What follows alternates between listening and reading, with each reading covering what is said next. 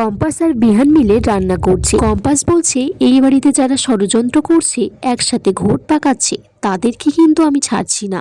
সবাই সেখান থেকে চলে গেলে কম্পাস আর বিহান একসাথে রান্না করছে। রান্না বান্না হয়ে গেলে তারা সবার জন্য পরিবেশন করছে মেঝেতে। এদিকে বিহানের জেঠিমা বলছে যে কতদিন মেঝেতে বসে খায়নি। ঋতজাকে বলছে বিহান আর কম্পাস যেন একেবারে রাত জোটক একসাথে মিলে কত ভালো ভালো রান্না করেছে। ঋতজা বলছে চলো খেয়ে দেখি আমাদের এই রাত জোটক নিজেদের প্রয়াসে কত ভালো রান্না করেছে। সেখানে তারপর মোনালিসা আর তার দাদু আসে, অভিজ্ঞান দত্ত। ঋতজা বলছে অভিজ্ঞান বাবু আপনি এসেই যখন পড়েছেন তাহলে খেয়ে দেখুন বিহান আর কম্পাসের রান্না। বিহান এদিকে ঋতজাকে বলছে যে মা, রান্না কিন্তু কম্পাস করেনি, ও তো একটা সায়েন্টিস্ট, আমরা সাধারণ মানুষ, আমিই সবকিছু করেছি, এই অধম করেছে। ঋতজা বলছে আমার ছেলে তো দেখছি খুব ভালো কাজ করছে এখন।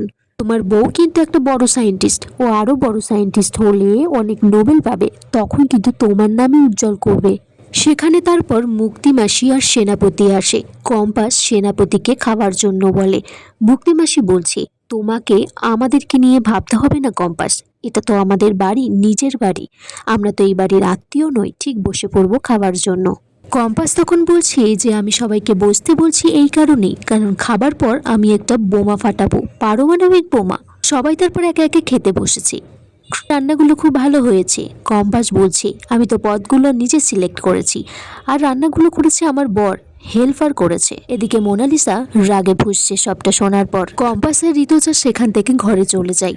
কম্পাস তারপর আলমারি থেকে সেই তার রিসার্চ করা টেস্ট পেপারগুলো বাইরে আনে। ঋতুজা বলছে কম্পাস যা করছিস ভেবে করছিস তো, কোনো গন্ডগোল হবে না তো?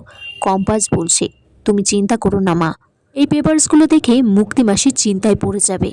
কম্পাস বলছে এই বাড়ি, কলেজ, অখিলেশ স্যার সমস্ত কিছু ভোগ করতে চাইছে মুক্তিমাসি, যেগুলোতে তোমার অবদান আছে মা।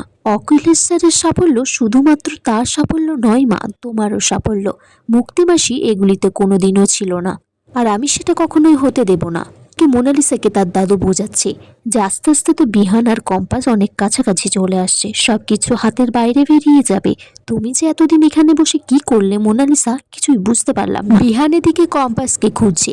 কম্পাস সেখানে এসেছে একটা টেস্ট কাগজ নিয়ে, বলছে খাওয়া দাওয়ার পর একটা রিটার্ন গিফট দিতে হবে, সেটাই তো আনতে গেছিলাম। একটা কাগজ তারপর পাশে রাখে, আর সবাই তখন চিন্তায় পড়ে যায় যে কি হতে চলেছে।